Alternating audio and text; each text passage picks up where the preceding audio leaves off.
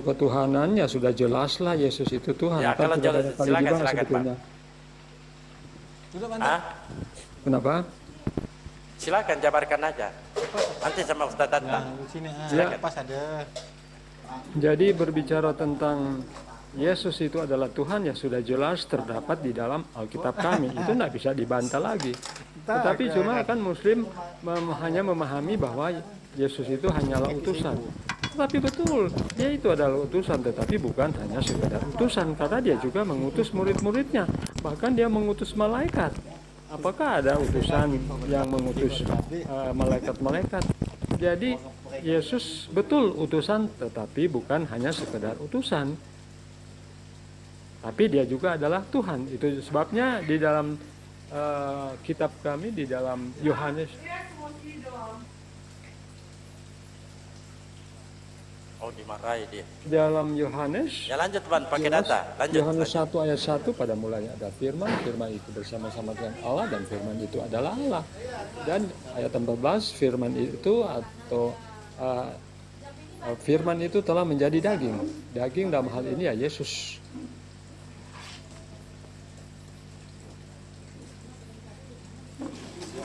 Jadi seperti itu, brother. Ya sudah. Ya sudah. Oke, silakan Ustaz di mute, Bang. Ya, silakan. Ya, kalau kita pakai ajaran Kristen, Yesus itu Tuhan. Tapi kan kita itu tidak percaya ke Kristen, percaya ke Yesus.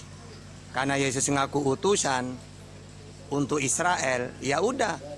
Kita nanya selanjutnya, apa itu utusan? Maka kata Yesus itu adalah penyampai firman. Gitu loh.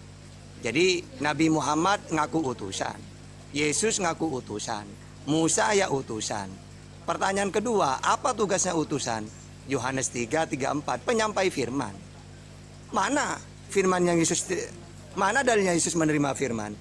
Yohanes 12:45, 49 atau Yohanes 17:7. Terus setelah itu kalau dia utusan, kalau Musa kan ada yang mengutus. Yesus siapa yang mengutus? Allah yang mengutus aku. Kamu tidak bisa melihatnya, mendengar suara pun tidak bisa. Nah, jadi kita harus percaya ke Yesus saja, jangan percaya ke Kristen karena klaim doang. Harusnya kita nanya ke Yesus, sama seperti kita ke Nabi Muhammad itu. Nabi Muhammad ngaku utusan wa rasulan wa ma arsalnaka illa rahmatan lil alamin. Diutus kepada siapa? Seluruh alam di ayat itu. Terus apa tugasnya Nabi Muhammad? Penyampai firman.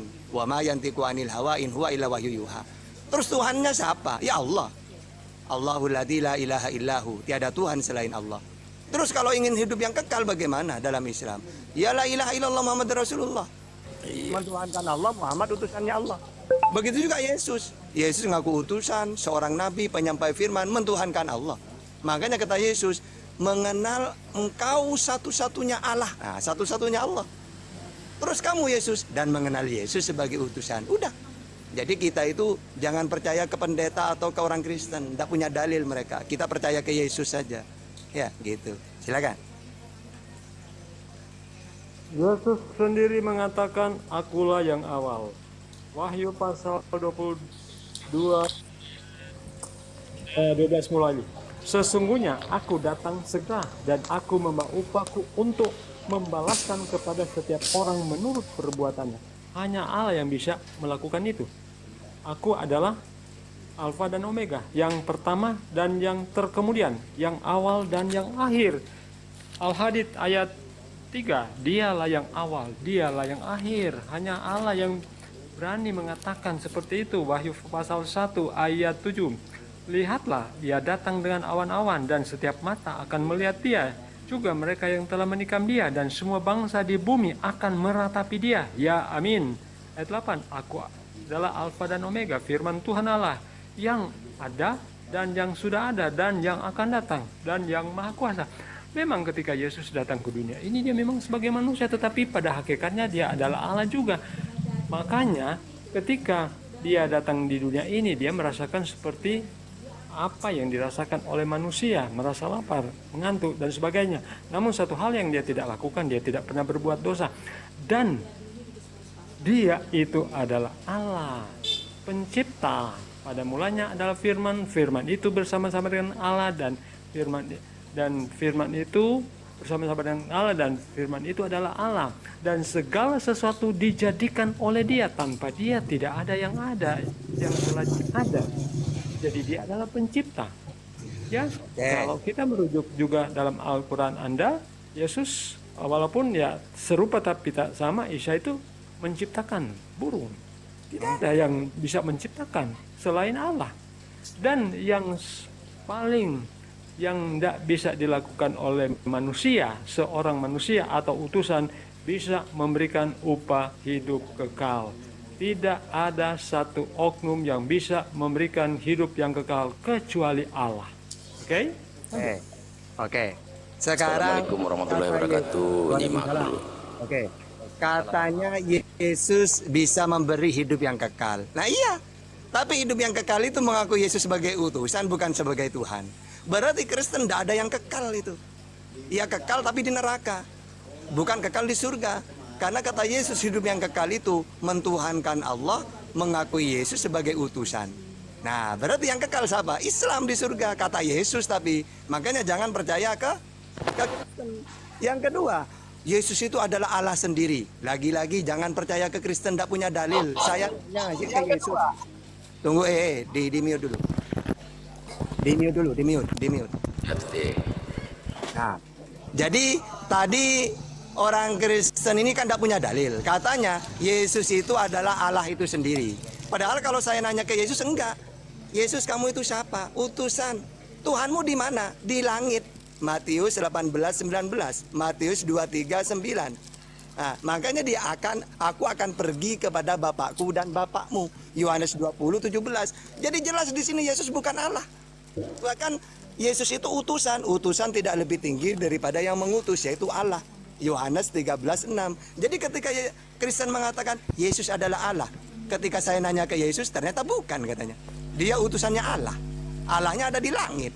Makanya dia akan pergi kepada Bapakku dan Bapakmu, Allahku dan Allahmu. Lagi-lagi jangan percaya ke Kristen, percaya ke Yesus saja. Silakan. Inilah Muslim yang salah kaprah. Karena Yesus memang dia datang ke dunia ini sebagai manusia, tetapi pada hakikatnya dia adalah Allah. Sudah sering kali kami katakan dia datang ke dunia ini menjelma menjadi manusia. Allah itu adalah Maha Kuasa. Ya, makanya dia datang ke dunia ini sebagai manusia untuk menjembatani antara manusia dan Allah. Ketika manusia sudah jatuh dalam dosa, dia datang ke dunia ini untuk memberikan nyawanya.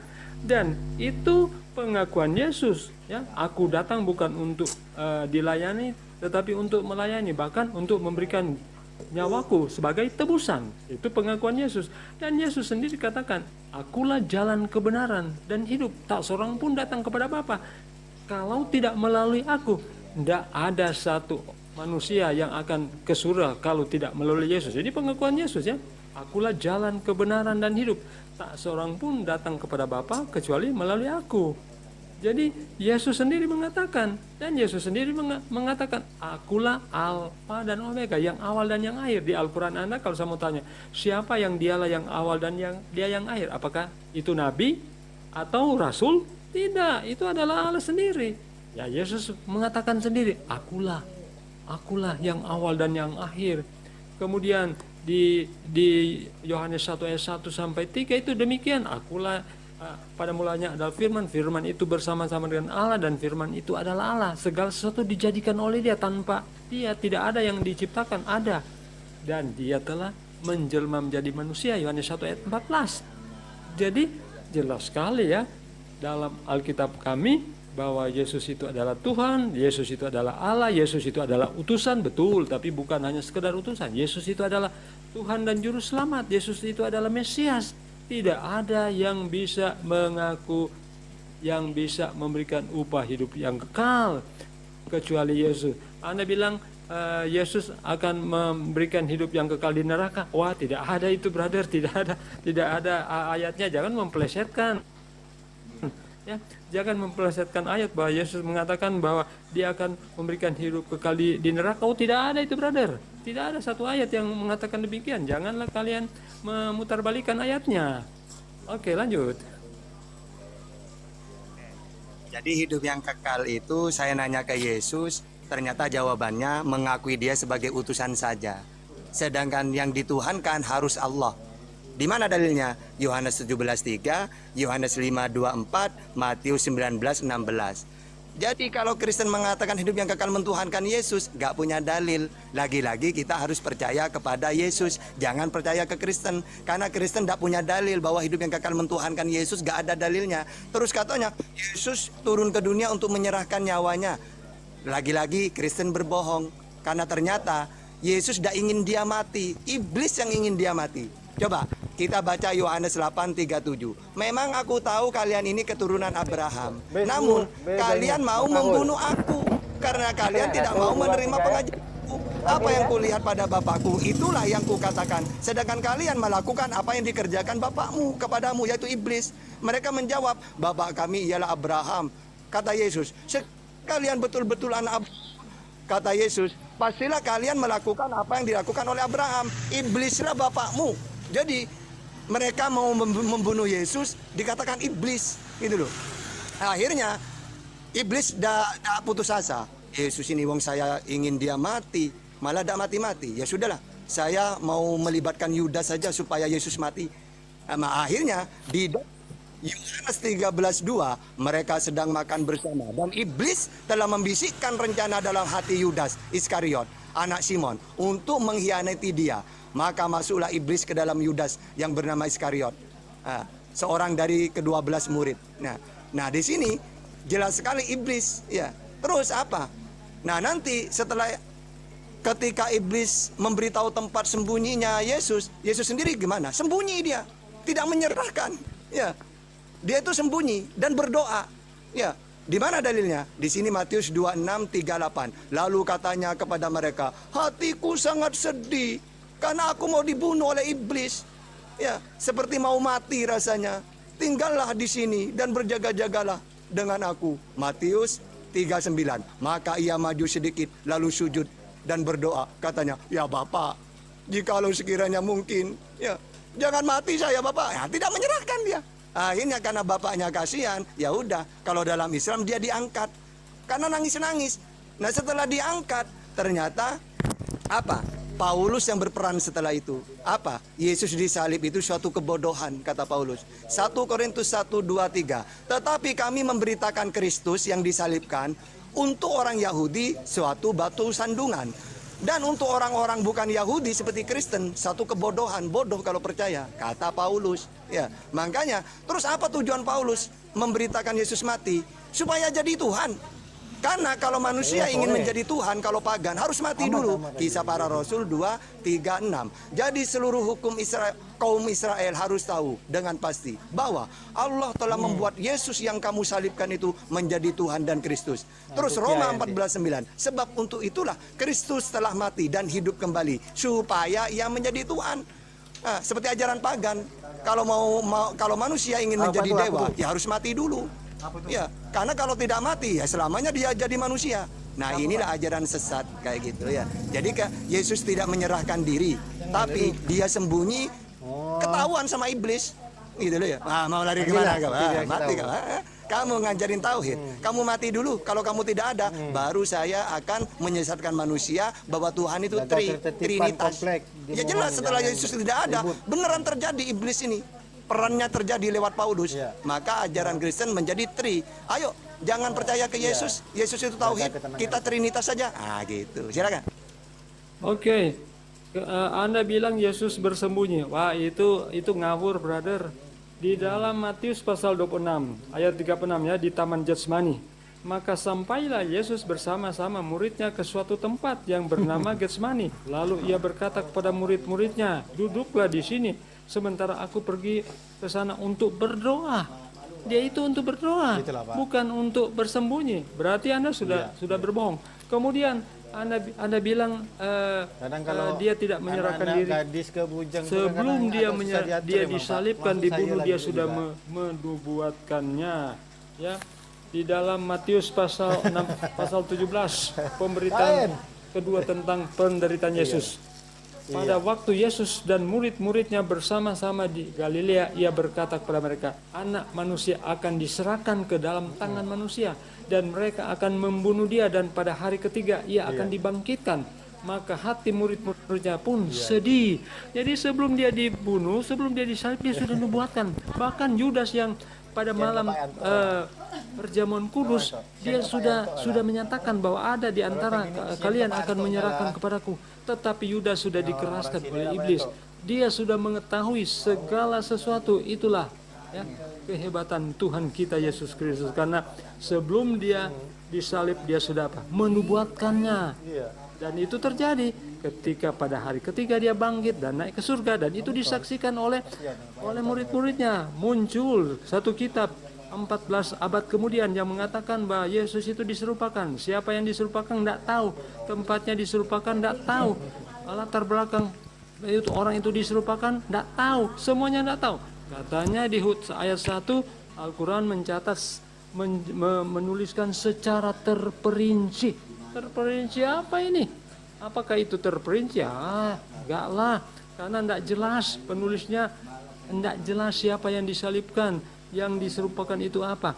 Tetapi jelas dalam 4 Injil, Matius, Markus, Lukas, Yohanes, Yesus disalibkan, mati dan bangkit, dan dia menyerahkan nyawanya, naik ke surga, dan dia akan datang kembali untuk menghakimi dan untuk memberikan upah hidup yang kekal kepada barang siapa yang percaya kepadanya. Yohanes 3:16 kata, begitu besar kasih Allah akan dunia ini sehingga telah mengaruniakan anaknya yang tunggal, supaya setiap orang yang percaya kepadanya tidak binasa, melainkan beroleh hidup yang kekal. Akulah jalan, kebenaran, dan hidup. Tak seorang pun datang kepada Bapa kecuali melalui Yesus. Muhammad ya hanya melalui Yesus. Kalau Muhammad tidak percaya Yesus, pasti dia akan dihukum. Kalian juga kalau tidak percaya Yesus pasti akan dihukum. Makanya percayalah kepada Yesus yang adalah Tuhan dan Juru Selamat. Di Lukas pasal 1 ayat 10-11, pada hari ini telah lahir bagimu seorang Juru Selamat, Tuhan di kota Daud. Ini malaikat yang mengatakan dia adalah Tuhan. Jadi bukan cuma Yesus yang mengatakan dia adalah Allah. Akulah yang awal dan yang akhir. Dialah yang awal dan yang akhir. Hadits ayat 3, siapa di situ dialah yang awal dan dialah yang akhir kalau bukan Allah? Dan apa yang Allah yang bisa lakukan, Yesus bisa melakukan. Karena dia itu adalah Allah yang menjadi doktrin semua, manusia. doktrin semua nih, doktrin semua muter-muter. Karena memang saya ini mewakili Yesus gitu ya. Mereka ini mewakili ajaran pagan, tidak apa-apa. Nah sekarang gini loh, kalau kamu itu memakai Al-Hadid, akulah awal akhir, di situ tidak ada awalnya. Tuhan itu tidak ada awalnya. Yesus, kapan awalnya? Nah itu awalnya Yesus ada. Akhirnya kapan manusia ini? Mati. Tapi kan Yesus bangkit. Walaupun saya yang bangkit nanti. Mana ada orang mati selamanya? Kan yang mati cuma jasad. Nah jadi jangan kamu libatkan akulah yang awal. Di Wahyu 1 kamu baca Wahyu 8-nya. Di situ Yesus menyampaikan firman Tuhan yang awal yang akhir itu, bukan Yesusnya.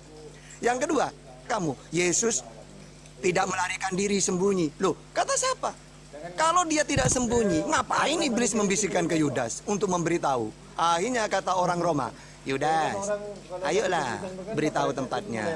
Ini kamu tak kasih emas, mau dia. Coba, mau dikasih uang emas perak itu untuk apa? Iblis itu. Ayo, untuk memberitahu sembunyinya Yesus. Ngapain iblis itu melibatkan Yudas? Kalau memang Yesus tidak sembunyi. Nah, karena Yesus pinter, dia tahu bahwa orang-orang akan menemukan persembunyiannya karena pengkhianatan Yudas. Akhirnya Matius 41, ya 26:41, berjaga-jagalah dan berdoalah supaya kamu jangan jatuh ke dalam pencobaan. Matius 42, gemetar dia. Lalu ia pergi untuk kedua kalinya dan berdoa.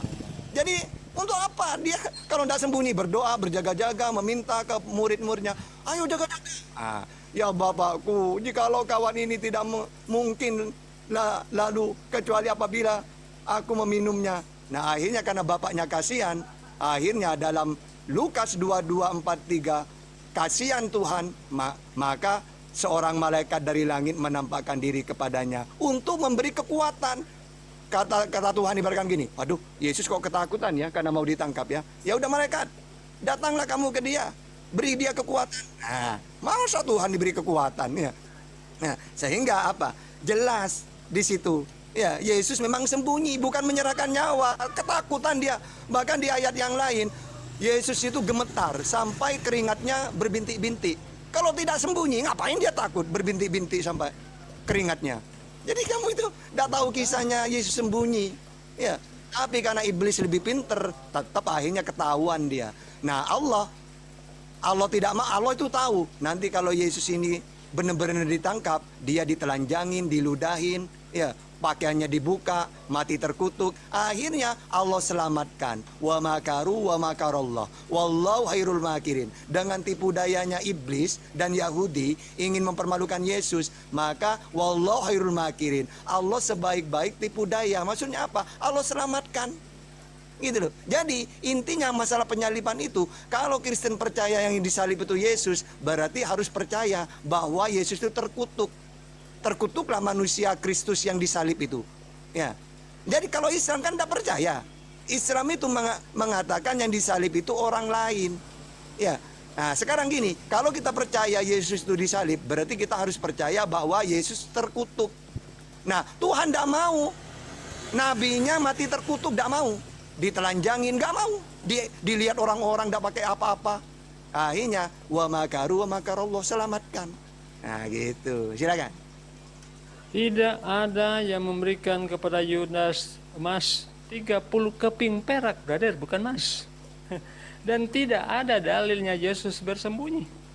Ya, bahkan ketika Yudas datang untuk menangkap dia, Yesus oh jadi kamu datang untuk menangkap. Yesus katakan begini, ya, ketika Petrus mengeluarkan pedang, sarungkan pedangmu. Bukankah kalau dia ingin ya untuk meminta malaikat untuk turun, wah, tidak ada kekuatan yang bisa menahan Yesus, brother. Tetapi itulah karena nubuatan yang sudah dia katakan bahwa dia akan diserahkan kepada orang-orang yang bangsa-bangsa yang berdosa, mereka akan membunuh dia, menyalibkan dia, dan pada hari yang ketiga akan bangkit dan naik ke surga. Matius, Markus, Lukas, Yohanes menjelaskan kronologi penyaliban jelas. Yesus disalibkan, ada juga tahapan-tahapannya, dia diadili dan kemudian disalibkan, ada saksi-saksinya. Kemudian muncul ya kitab 14 abad kemudian dan mengatakan bahwa Isa itu diserupakan. Tapi kok siapa ya diserupakan? Tidak tahu. Kronologinya juga atau latar belakang kenapa mereka mau menyalibkan dia? Tidak tahu. Tempat penyalipannya di mana? Nggak tahu. Wah, ini kitab apa ini? Kok semuanya nggak tahu? Katanya Al-Quran itu menjelaskan secara terperinci. Terperincinya yang mana, brother? Ya, jadi nggak jelas lah. Dan Yesus adalah Tuhan dan Juru Selamat. Wahyu pasal 1 yang Anda bilang itu firman Allah. Ya betul, firman Allah. Memang betul, ini adalah firman Allah. Makanya kami meyakini. Dalam Wahyu 8 jelas kok, aku adalah Alfa dan Omega, firman Tuhan Allah yang ada dan yang sudah ada dan yang akan datang, yang Maha Kuasa. Ayat 17. Ketika ia melihat dia, tersungkurlah aku di depan kakinya, sama seperti orang yang mati. Ini Yohanes ya. Tetapi ia meletakkan tangan kanannya di atas, lalu berkata, jangan takut, aku adalah yang awal dan yang akhir dan yang hidup. Aku telah mati, namun lihatlah aku hidup sampai selama-lamanya dan aku memegang segala kunci maut dan kerajaan maut. Bukankah dia ini Yesus? Bukankah dia ini yang ada di Al-Hadid ayat 3? Dialah yang awal, dialah yang akhir. Jadi jelas ya, Yesus sendiri mengatakan dia itu adalah Allah. Makanya dia akan datang menghakimi. Makanya dia akan datang kembali untuk apa?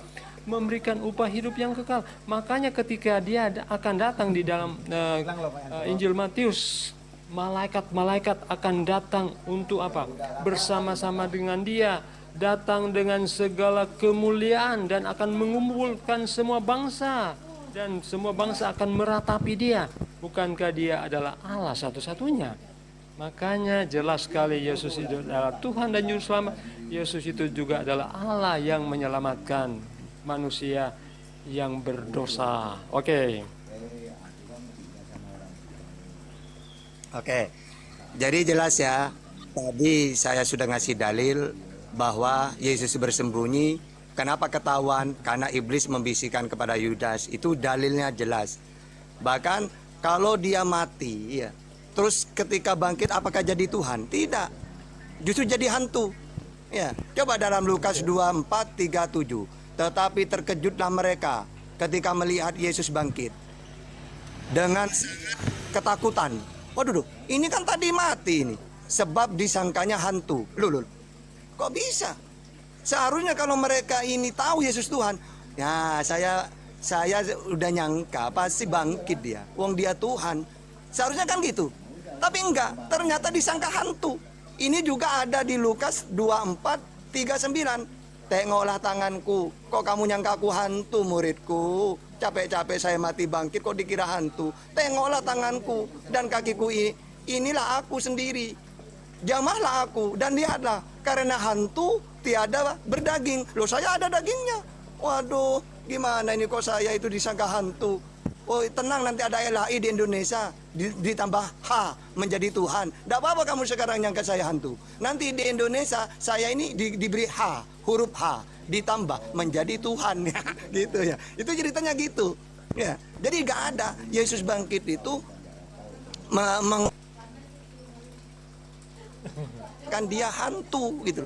Nah sekarang kalau dia itu Tuhan, lalu Tuhan yang dikenalkan oleh Yesus Tuhan yang mana lagi? Yang ada di langit Uranus itu. Hai Israel, Tuhan Allah kita, Tuhan itu Esa. Dia ada di langit tidak kelihatan. Aku ini utusan. Nah, pertanyaannya, saya harus percaya ke siapa? Kalau saya percaya ke Kristen, Yesus Tuhan. Tapi kalau saya nanya ke Yesus, dia utusan Tuhan. Pertanyaannya, saya percaya ke siapa kira-kira? Ke Yesus atau ke Kristen? Yang kedua, Yesus memberi hidup yang kekal. Kata Yesus hidup yang kekal mengakui dia utusan. Kata Kristen mengakui dia Tuhan. Tidak punya dalil lagi. Berarti saya harus percaya ke siapa? Kalau percaya ke Yesus, ya Yesus utusan hidup yang kekal itu. Kalau percaya kepada pendeta, ya kalau ingin hidup yang kekal, Yesus Tuhan. Tapi tidak punya dalil. Mendingan saya percaya ke Yesus, punya dalil Yesus. Sedangkan Kristen tidak punya dalil. Makanya saya tadi mengatakan, oke, kalau Yesus memberi hidup yang kekal, bagaimana sekiranya saya kekal? Percaya ke dia sebagai apa? Apakah ada? Inilah hidup yang kekal, bahwa mereka mentuhankan aku. Kan gak ada. Yang ada, inilah hidup yang kekal, bahwa mereka mengenal satu-satunya Tuhan, yaitu Allah. Dan mengenal Yesus sebagai utusan. Ini dalilnya banyak. Bukan Yohanes 17:3 doang, tapi juga Yohanes 5:24, Matius 19:16. Nah sekarang ada nggak hidup yang kekal mentuhankan Yesus? Gak ada. Udah obok-obok itu, ya sampai jadi Daud itu, Bible itu. Udah menemukan saya. Ya, silakan. Kata-kata itu dipotong, sisipkan. Oke. Jadi seperti yang saya sudah kemukakan tadi ya. Yesus sendiri yang mengatakan, brother. Ya. Aku adalah yang awal dan yang akhir. Ya. Apakah itu bukan pengakuan Yesus? Ya, itu pengakuan Yesus. Ya, sama dengan Al-Hadid ayat 3. Dialah yang awal dan dialah yang akhir. Ya. Itu pengakuan Yesus, ya. Pengakuan Alkitab. Bahkan malaikat pun mengakui bahwa dia adalah Tuhan. Ya. Bukan dari orang Kristen yang mengatakan dia adalah Tuhan. Bukan orang Kristen yang mengatakan dia adalah Allah, tetapi apa? Alkitab firman Tuhan yang mengatakan. Ya. Jadi ini dalilnya, brother. Kami berdasarkan dalil. Tapi masalahnya kan kalian hanya menganggap dia itu sebagai apa? Sebagai utusan. Tetapi dia bukan hanya sekedar utusan. Dia adalah Tuhan dan Juru Selamat. Dalam Lukas pasal 2 sudah jelas. Saya bacakan ya supaya hari ini telah lahir bagimu. Lalu kata malaikat itu kepada mereka, jangan takut sebab sesungguhnya aku memberitakan kepadamu kesukaan besar untuk seluruh bangsa. Hari ini telah lahir bagimu Juru Selamat, yaitu Kristus Tuhan di kota Daud. Sudah jelas kok. Ya, malaikat sendiri yang mengatakan, kemudian yang mengatakan sendiri bahwa dia adalah Allah, ya, sederajat dengan Allah, akulah yang awal dan yang akhir. Dialah yang awal, dia dan akhir. Tidak ada yang bisa mengatakan seperti itu kalau dia bukan Allah. Ya. Kalau saya mau tanya, siapa yang dimaksud dengan Al-Hadid ayat 3 itu? Dialah yang awal, dia yang akhir. Apakah dia nabi kalian atau dia adalah utusan? Anda tidak bisa jawab. Jawabannya yaitu dia itu adalah Allah, dan Yesus mengaku, akulah yang awal dan yang akhir. Tak seorang pun, akulah jalan dan kebenaran dan hidup. Tak seorang pun datang kepada Bapa kecuali melalui aku. Jadi hanya Yesus satu-satunya jaminan keselamatan. Tidak ada yang lain. Kalian 5 kali berdoa, tunjukkanlah kami jalan yang lurus. Jelas-jelas jalan yang lurus Yesus kok kamu tidak ikuti. Berarti kamu ingkar.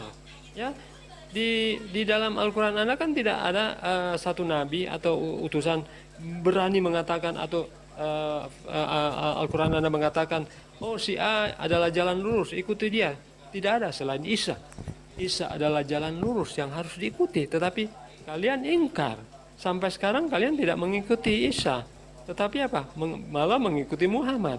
Padahal di situ tidak disebutkan bahwa kamu harus mengikuti jalan yang lurus karena cuma Muhammad, karena cuma Yesus. Isa adalah jalan yang lurus yang harus diikuti. Berarti kalian ingkar. Oke, silakan. Pertama, akulah awal dan akhir. Kalau kamu pakai Al-Hadid, di ayat itu tidak ada awalnya. Sedangkan Yesus ada awalnya. Kapan? Ketika dia keluar dari Maria. Kalau Yesus ada akhirnya. Kapan? Ketika dia meninggal. Jelas dia meninggal, akhir sudah itu. Buktinya tidak ada. Ya. Terus yang kedua, katanya malaikat mengaku, ya, mengaku bahwa Yesus itu Tuhan. Nah terus di ayat yang lain, malaikat memberi kekuatan kepada. Berarti di sisi lain, oh kamu aku kamu Tuhan ya, tapi kamu tak beri kekuatan sama saya. Loh, masa malaikat memberi kekuatan? Kan aneh. Ya, terus akulah jalan. Loh, kan cuma jalan menuju Allah. Karena ajaran itu Tuhan itu di langit. Walaupun Anda kan tidak ada Nabi Muhammad, tidak kenal siapa itu Tuhan yang benar, siapa itu Allah.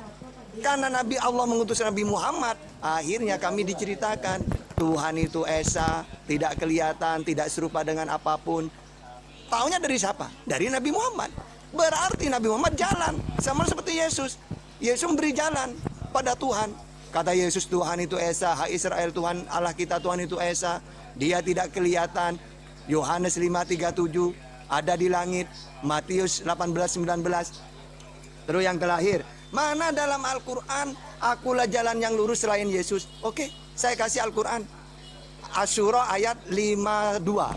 Demikianlah kami wahyukan kepadamu Muhammad Al-Quran dengan perintah kami. Sebelumnya engkau tidaklah mengetahui apakah Al-Quran dan apakah iman itu. Tetapi kami jadikan Al-Quran itu cahaya. Dengan itu kami memberi petunjuk siapa yang kami kehendaki di antara hamba-hamba kami. Dan sungguh engkau benar-benar membimbing manusia kepada jalan yang lurus. Jadi kalau kamu mengatakan dalam Al-Quran Nabi Muhammad tidak ada Nabi memberi jalan yang lurus, ini ada ini Nabi Muhammad jalan yang lurus. Ya. Ini kok lari sih. Kabur orangnya. Terakhir, biarin. Terus terakhir, kalau memang ada dalil hari ini telah lahir Yesus Tuhan, oke, Tuhannya lahir. Lalu dalam Lukas 2 ayat 21, setelah Tuhan itu dapat sudah berumur disunat, malah diserahkan kepada Tuhan. Kan lucu, Tuhan setelah lahir lalu disunat diserahkan ke Tuhan. Tuhan yang mana? Jadi untuk membantah itu, makanya musuh terbesarnya Kristen adalah Bible. Gitu. Jadi kalau saya debat dengan Kristen, saya mewakili Yesus. Kristen mewakili pagan. Gitu. Lanjut.